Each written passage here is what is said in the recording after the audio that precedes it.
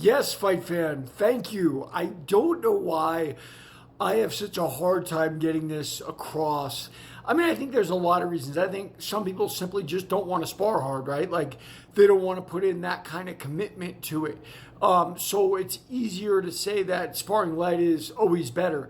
But the reality is you're dealing with the situation of no consequences there. Whatever combination you're throwing, if you're throwing light, whatever happens, whether you land or your guy counters or whatever, there's no real consequence. So consequently, you're not really fighting the way you're going to fight in a fight. And so I don't know why that's difficult for people to understand.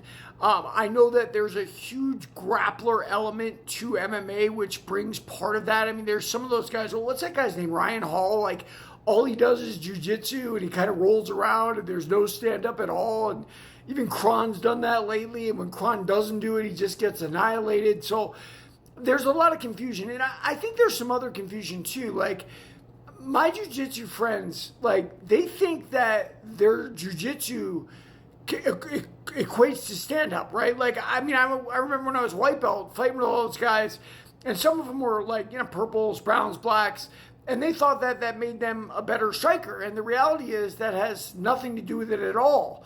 But I think because there's not belts necessarily in Muay Thai. I know they've done some weird things lately and whatnot, that it makes people feel like a jiu-jitsu belt somehow equates to their stand-up prowess, which is not the case. And it's also not the case that when you spar light, you learn everything you do when you spar heavy, as you're pointing out. Like the rhythm, the timing, all of those things, and not to mention the main thing you talk about, what to do when you get hurt. Like, you got to learn, you got to grab. I remember I was in prison for a long time, and I came out and I had a couple smokers, knocked the first guy out. Second smoker, when I got hurt, I didn't know what to do. Now, by the third smoker, I realized you grab. You get hurt and you grab on for dear life and you hold, which is technically illegal, but that's what you do till you get your senses back, and then you fight on. And you got to learn those things.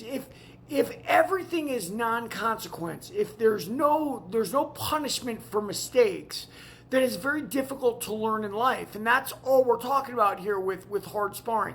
I don't want people to get CTE. I don't want brain damage out there. Maybe I came up the wrong way. As you see behind you, all we did was hard sparring. But there's a lot of champions today that swear by it. I mean, Sean Strickland is definitely one of them. I guarantee you, Alex Pereira spars hard. I've watched it. So yeah, man, it's just very weird. I think it has to do with the grappler element in MMA, and the fact that they're just not comfortable with it. And I guess I get it. I mean, not really. Everybody read my book, Warrior of the Light. Maybe it'll explain it better than I can here.